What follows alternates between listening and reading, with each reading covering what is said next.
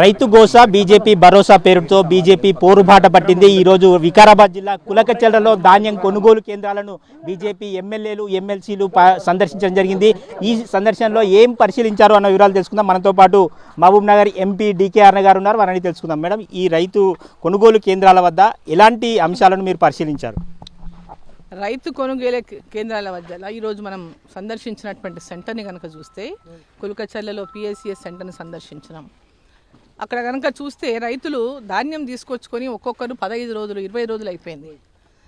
ఈరోజు బీజేపీ రైతు గోసా పేరు మీద రైతులకు భరోసా ఇవ్వడానికి వచ్చిన సందర్భంగా తెల్లవారుజామున ఈరోజు ఇక్కడ బస్తాలు పంపించిండ్రు. ఇన్ని రోజుల నుంచి వాళ్ళకి అసలు కనీసం ధ్యాస కూడా రాలేదు, ఈ రైతులను ఆదుకోవాలనేటువంటి సోయి కూడా లేదు.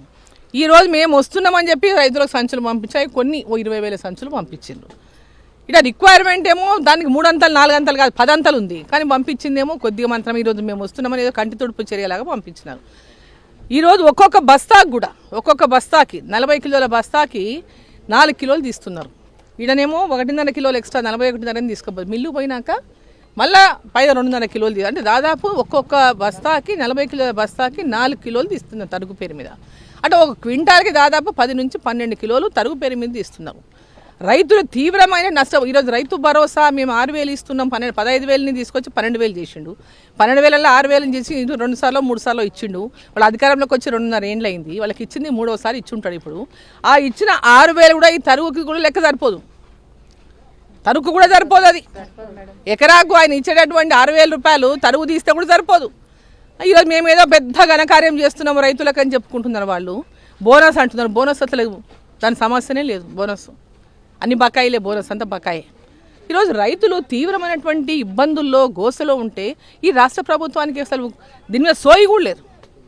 ఫ్యూచర్ సిటీ, దాని యొక్క real estate, Hyderabad development, employment అని బ్యానర్ ఐటమ్లు రాసి కంప్లీట్గా మాయ చేస్తున్నారు తప్ప ఈరోజు రైతు కడుపులంతా వాళ్ళు దేవేసినట్లు అవుతుంది. రైతులకు పంటలు తీసుకొచ్చి ఇక్కడ కళ్ళాలకెళ్ళి తీసుకొచ్చి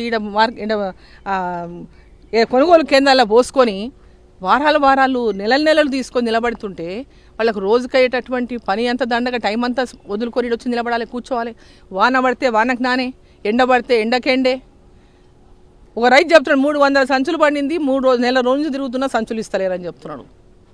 ఇట్లా ప్రతి ఒక్క బాధ వాళ్ళకి సుత్తిలీకి దబ్బడానికి కూడా వాళ్ళే కొనుక్కొచ్చుకుంటున్నారు, రైతులే కొనుక్కొచ్చుకుంటున్నారు. ప్రభుత్వం ఇచ్చేటటువంటి ఆ సుత్తిలి దబ్బడం పైసలు కూడా వీళ్ళు జేబులో నింపుకుంటున్నారు, వాళ్ళకి ఇవ్వకుండా, రైతులకు ఇవ్వకుండా.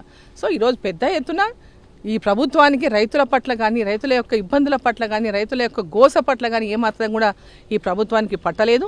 ఈ ప్రభుత్వం ఎంబడే కళ్ళు తెరిపియాలి ఈ ప్రభుత్వం అని చెప్పి ఈరోజు భారతీయ జనతా పార్టీ ఈ యొక్క రైతు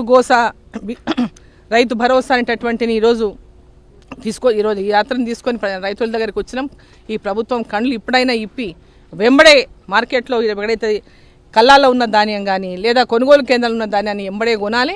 ఎక్కడైతే ఈ తరుగు పేరు మీద లూటీ చేస్తున్నారో ఆ లూటీని ఎంబడే అడ్డుకోవాలి, ఎంబడే ఆపాలి అని ఈ సందర్భంగా డిమాండ్ చేస్తూ రైతులకు వెంబడే కూడా కొన్న ధాన్యానికి ఎంబడే డబ్బులు కూడా చెల్లించాలి. మొత్తమే చూసుకోవచ్చు, తరుగు పేరుతో లూటీ చేస్తున్నారు. రైతులకు న్యాయం జరిగే వరకు బీజేపీ పోరాటం చేస్తుందని చెప్పి ఎంపీ DK స్పష్టం చేస్తున్నారు. వీడియో జర్నలిస్ట్ శ్రీనివాస్ గౌడ్తో విక్రమ్, సాక్షి టీవీ, వికారాబాద్ జిల్లా కులకచెర్ల నుంచి.